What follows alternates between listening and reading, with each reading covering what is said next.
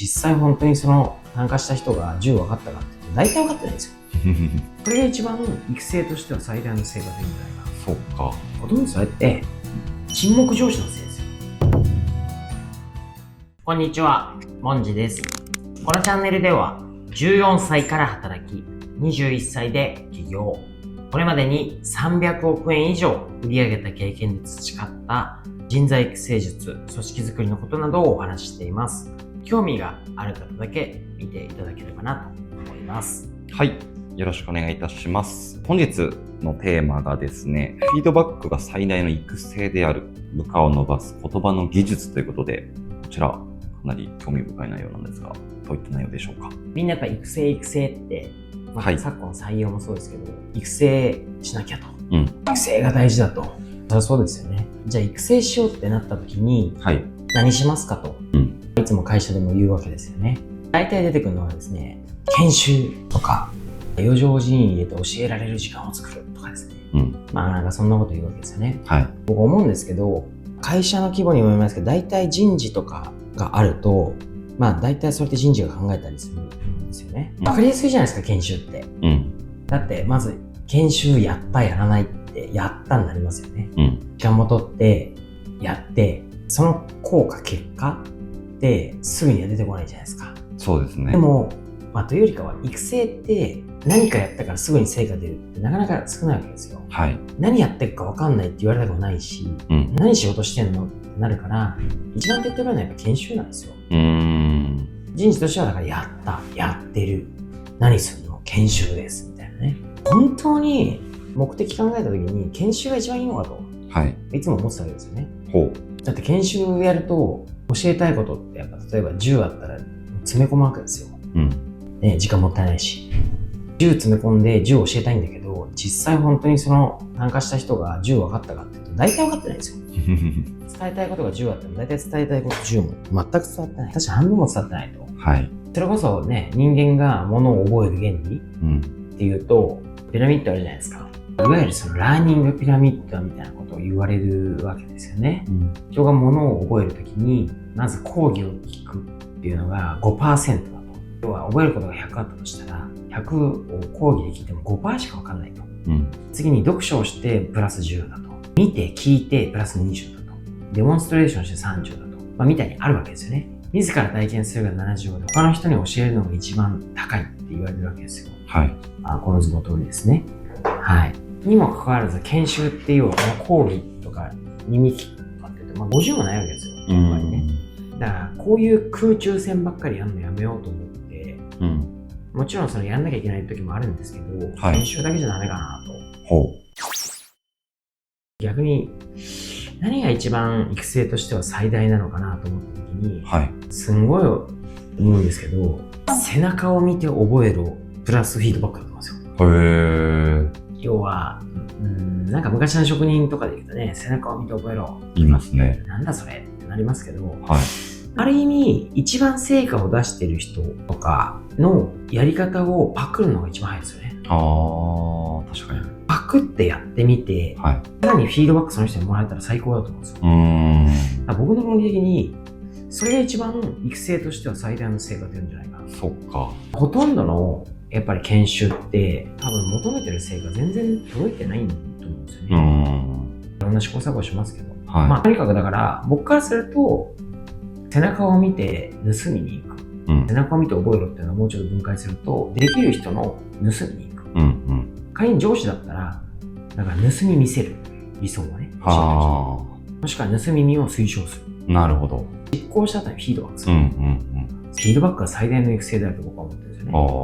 だとしたら上司はフィードバックを磨かなきゃいけないと。でもやっぱり何度言っても変わらないとか、すぐにモチベーションが落ちちゃうとか、自信失ってるとか、そういう場面よく見るわけですよね。とにかく管理職にとって最大の育成手段って僕は日々のフィードバックだと思うんですよね。参考にしてる本があって、中原さんっていう方が書いてるフィードバック入門っていう本があるんですけど、その人が言ってるのはフィードバックっていうのは耳の痛いことを相手の未来のために伝える技術であるんですね。僕なりになぜフィードバックが育成の鍵なのかっていうのをもう少し説明すると、人って自分の今を知らないと変われないと思うんですよ。はい。自分の行動を振り返る鏡みたいなのが必要なんですよね。あ研修や経験以上に現場での気づきあ。はい。というものをいかに気づかせられるかというものが成長を加速すると思うんですよ。はい。僕もたまに言うんですけど、なんだこれ自己流でやりやがってとかって思ったりするんですけど、はい。自己流にね、なんでなってんだとか思うんですけど、でもほとんどそれって沈黙上司のせいですよ。沈黙上司。だって間違ってても誰も指摘しないから、上司も指摘しないから、それいいって思っちゃうんですよ。ああ、まあそうですね。頑張ってても誰も認めてくれないから、はい。別に頑張らなくてもいいかなとか、うんいいよこれでと。でも本当にそう。間違っていることがもしあったらすぐに間違えてると言わなきゃいけないんですよね。うん。そうじゃないと、後で結構しっぺ返しが来るんですよ。はい。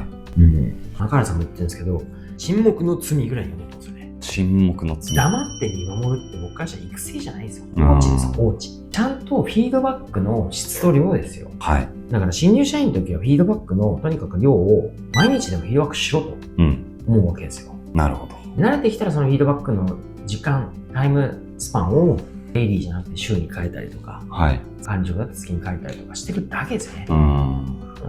だから新しい社員、新任した業務とかだったら、フィードバックの量をまずやんなきゃダメですよ。本当にとにかくこの章で言いたいのは、沈黙上司やめろと。ちゃんと間違ってることは間違ってるって、その場で言わないと、それが正しいっていう勘違いにつながっていくわけですよ。その結果、もう歯止めが、修正が効かなくなるんですよ。今までこれでやってきて、なんで今更指摘されなきゃいけないのってなるから。確かに。なんで先に言ってくれないのって。いいこともいいって言ってくれないわけだから。とにかくフィードバック、本当にやんないとダメなんですよ。C って実践していく中でポイントが5つぐらいあるんですけど、1つ目はタイミングですよね。なんで即時フィードバックとか日時フィードバックがいいかって言ったら、何かあった時に感情が動いた瞬間がベストなわけですよ。ミスをした直後とか成功した直後、ここに成長のチャンスがあると思えと。なるほど。例えば何かミスをしてしまったって言ったら、本人たちみんな悪いと思ってるんですよ。ミスっちゃってわーって。わーって思ってる時にちゃんと言ってあげないと、入り方は違うわけですよ。ミスをして3日後に、お前この前のミスなんだけどっつっても、確かにミスして俺が悪いんですけど、なんでそんなに言われなきゃいけないのかなとかって思っちゃうんですよ。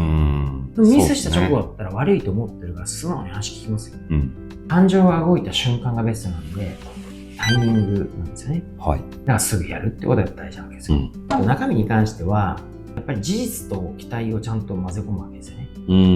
一番ダメなのは、なんかやりました。ちゃんとやってよ。何ですかちゃんと。って話なんで、いい例は、例えば A の対応は本来は C だったよと。でもあなた B を選択してよねと。だから次はどうする？いや C でいきます。そしたら具体的にじゃあ次は C でやるって約束したわけだから、あなたなら C ちゃんとできるから、今回は知らなかっただけだから次からちゃんと C でいこうねと。あなたの対応で C だったら多分いい結果が出るはずだから期待してるよと。こんな感じで伝えるわけですよね。3つ目伝え方。なるべく短く具体的にってことですね。やっぱ聞き手の集中力、僕も話長くなっちゃうんですけど、聞き手の集中力っていうのもあるんで、パンと本当に言った方がいいですよね。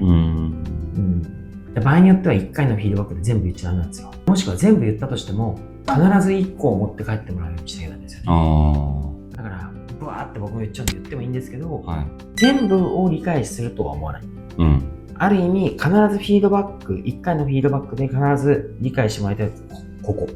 僕からすると理由とか、次からどういう行動をするか、これだけちゃんと理解して。あとは、覚えてなくてもいいというか、言ったこと全部理解しようとは言わないんで、考えるきっかけにすればいい。いつか、これこういうこと言ってたんだって気づけばいいと。そのぐらいですよね。だから、なるべく短く具体的にやるってことですね。3つ目は、目的の明示ですよ。大事ですね、これは。例えばミスりました。ね、すぐフィードバックします。大体ミスした人って、責められる、怒られるって思っちゃうんですね。だから怒りたくて言ってるとか、ムカついて言ってるとかそういうんじゃないと。別にあなたを責めてませんと。僕よく言うのは、やってしまった行動を次どうするか。行動が今回はちょっとまずかった。あなたは悪いわけじゃない。別にあなたを責めたいわけじゃないと。次にこうしてほしい。なぜならばお客様に対してもそれが真摯だし、あなたの成果においてもそうすることが必要だからと。だから責めたいわけじゃないんだよと。期待している。次からこういう行動を変えれると思ってるから伝えてます。こういうことを明確に言うわけです。これって意味としては、相手が受け取れる状態をちゃんと作るんですよ。じゃないと伝わらないんで。5つ目ですよね。これはやっぱ信頼の土台が大事なんですよ。嫌われない、要は管理職って疲れなくていいんですけど、嫌われちゃいけないわけですよ。別の動画でも言ってるんですけど、だから疲れなくてもいいんですけど、嫌われてはいけない。その努力はちゃんと日頃からやっていきましょう。フィードバックってやっぱり信頼残高みたいなのがなければ届かないんで、なるほど。信用貯金、信頼残高みたいなですね。言いやすい関係とか、聞いてもらいやすい関係性っていうのは、本当は日々の接し方で決まるので、それはやっぱり自分のね、フィードバックを直接する自分の直部下に関しては、しっかりと関係の質、関係性っていうのは、疲れなくてもいいんですけど、ちゃんと話を聞いてもらうっていうことに関しては作っておくことが必要ですよね。なるほど。事例的に言うとですね、2つのこのフィードバックの差ってよく言ってるんですけど、悪い例から言うとですね、シンプルに言って感情で一方的ですよ。何回言わせるんだお前よ。今はあんまりそういうこと言う人いないかもしれないですけど、相手は萎縮しちゃって反発するから黙るわけですよ。これね、何の意味もないですよ。自分の利己的な、自分の感情を言っただけ。これ悪い例ですね。いい例は、一言で言ったら未来への提案ですよね。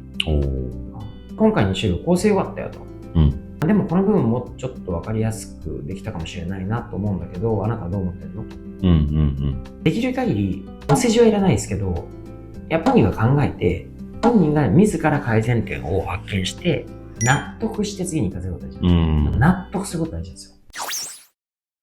ちょっとまとめていきたいんですけど、キーワードとしては伝えるではなくて伝わる。伝えたっていうのは自己満だと思うんですよ。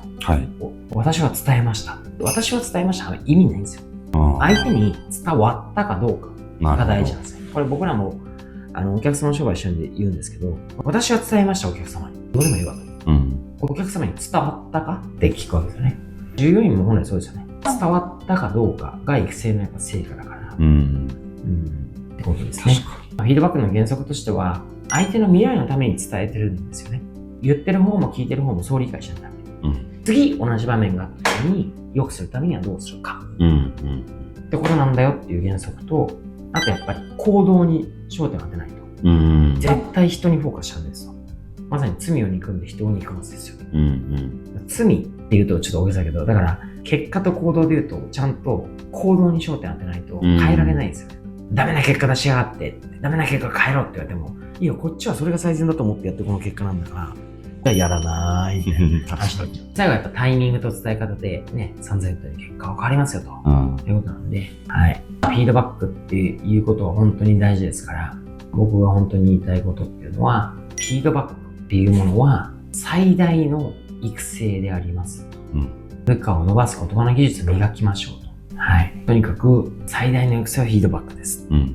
でも、これもね、最初に言ったように、育成しなきゃいけないんですよ。じゃあ具体的に何を言うんですか？フィードバックです。フィードバックいつ？毎日です。そうか。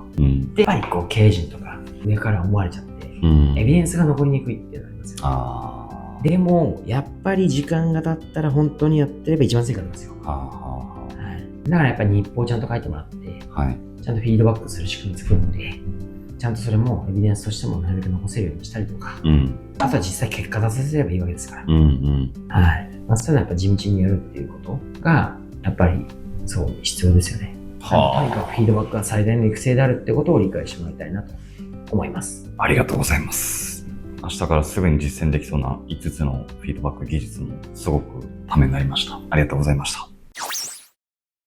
本日はフィードバックが最大の育成であると、部下を伸ばす言葉の技術というテーマでお話をさせていただきました。